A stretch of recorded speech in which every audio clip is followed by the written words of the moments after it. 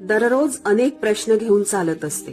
दिवसाच्या शेवटाला उशीवर डोकं ठेवल्यानंतर त्या प्रश्नांचं ओझं होत असतं. पण त्याच क्षणाला हात जोडते आणि म्हणते, श्री स्वामी समर्थ. अलगद सगळी प्रश्न भराभर माथ्यावरून आपोआपच उतरून जातात. कारण मनात खात्री आहे की प्रत्येक प्रश्नाला हवं ते उत्तर देण्यासाठी माझ्याकडे भक्कम आधार आहे, स्वामी. कुणाचं वेडवाकडं बोलणं सहन होत नाही, चुकीचं वागणं सहन होत नाही. त्यावेळी डोळ्यातून घळाघळा अश्रू बाहेर पडतात, मन दाटून येतं. पण अशा वेळी पाठीवर एक आधाराचा हात असतो आणि फक्त इतकंच ऐकू येतं की भिवू नकोस, मी तुझ्या पाठीशी आहे. त्यावेळी अख्ख्या जगाशी लढण्याची ताकद 1000 पटीने वाढून जाते. भविष्याची चिंता आहे, मुलांची काळजी आहे, संसार कसा होणार याची मनात धाकधूक आहे.